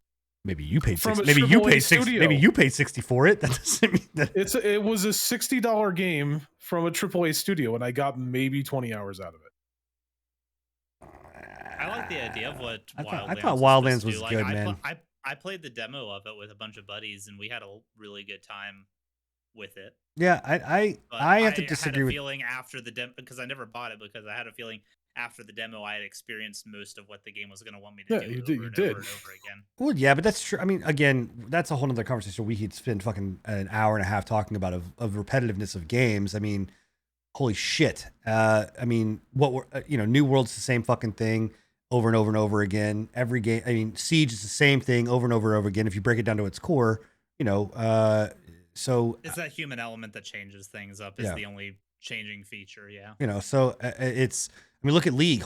I mean, Jesus Christ. You know, it's one of the most played Again, games. the human element. Yeah. Like it's banking off of the player base creating the variation instead of the game creating the variation. So, you know, but anyway, needless to say, I think we're all in agreement is that Ubisoft is just drilling Tom Clancy into the ground, and they're banking off of the names. Which They're is doing. Go ahead. I'm gonna give all these games a try though. Oh, I've already registered. Yeah, I've registered I for mean, it. it's I'm a gonna free try to play it. game. I'm going to play it one way or another. You know. Yeah. And I mean, look, Ubisoft. I'll give you $1 million idea. Remake fucking Ghost Recon Island Thunder or Graw. Just remaster the fucking thing. You'll sell it for like $30. You'll make a killing. Yeah. To be honest with how greedy Ubisoft is, I'm It'd be a surprised $60 they game. haven't. The problem is they'll remake it and they'll make it into a games as a service, and it'll lose all the allure. Anyway, all right. So questions, guys. We did it. I knew we could do it. We did it. With 3 minutes to spare. So question from Sigma comes in. I don't know whose channel this came through, so I'm just gonna read it. But okay, go ahead. Came through. Not good. All right. Sigma the Defiled asks, wait. Yes, a two-part question. Yeah. With New World's current success and popularity, do you think we could see more action MMOs make their way into the market in the future? And with how similar some of the systems are to those of Ashes of Creation's Action Combat Evolving City Hubs, do you think Ashes of Creation will be better or worse than New World? The two-part question. First part, action MMOs. Do you think that we're going to see more action MMOs? There's only so much room in the landscape for these kinds of games. I feel like if we do, it's going to be a significant amount of time down the road. Well, action MMOs are not new. We've actually action MMOs have been around for a long time. I honestly think that we will see more action MMOs coming up in the future than we'll see traditional tap targeting, because today's day and age doesn't do tap targeting. Like they can't hold their attention span. I mean, the moving away from tab targeting MMOs really died out a long time ago. Realistically, I mean, because I'm gonna say, like, if you look at actually most Eastern based MMOs, they are all action based combat. Yeah. And if you go to, for the most part, like you look at like Terra, Blade and Soul, even WildStar, though somewhat tab targeting was a mixture of both. Most of your Eastern based MMOs are action. So yes, I think action based combat MMOs are going to be more of a thing. You'll still have like Final Fantasy and stuff like that stay true to that, and I think you'll still have some juggernauts that will stay true to the non-action based. But I also think that they're going to probably end up blending, kind of like what Ashes of Creation does, or even what WildStar did, where they blended the MMO, the action, and the tab targeting into it. I feel like this is going to be the new, like, if this takes off and like holds people's popularity, I'm concerned that the genre is going to get as diluted as the battle royale genre is. It won't. It's already diluted. Yeah, the MMO world is a shit show. Most people don't give a shit outside of like 5 MMOs total. I mean, MMOs. A lot of people don't realize, but MMOs have been the. I mean, I said this before. It's a big pendulum of games that does this, right? At first it was MOBAs, then it was MMOs, then it was, now it's battle royales, or then it was shooters, now it's battle royales, survival games. I mean, you go and look up survival, you look up MOBA, you look up fucking MMOs on Steam, or just in general on Google, you're gonna get a list of complete dog shit for probably a good 60 pages. I mean, they shove it down your throat, and MMO players have had a bad way of it for a long time. Not as much as maybe the survival guys have had it. But survival guys, holy shit. Yeah, they've had it for a while. And poor Enigma is a fan of both. So yeah. To answer the second part of that question, where he was asking if with the similarity of those systems in Ashes of Creation, do we think that Ashes will be better or worse than New World? I suppose that really depends on if you actually believe that Ashes of Creation is actually going to fucking release. Yeah. I think I personally think that there's not enough. I mean, they've got a very small development team. I don't believe that we will get what we've been promised from Ashes of Creation right now. I think Ashes of Creation is going to become very much like Star Citizen. Yeah. I think the game will release, but I think that it absolutely pre-New World was farther along. Post-New World, Intrepid Studios is absolutely going, hold on, what makes this successful? Let's implement some of that into our game, and they're going to start adding that shit in. So I don't think that we're going to see Ashes of Creation for at least 2 more years. Easy. So, yep. Sigma also asked, do we think that we could see some of those games move to buy to play model over sub model? Yeah, 100%. Yeah, most MMOs I think are going to go sub. I think that sub models have been phased out for the most part with MMOs. People and players of MMOs don't really. I mean, there's those current gen games like Final Fantasy and WoW that people just accept the fact that they have to pay a subscription for, right?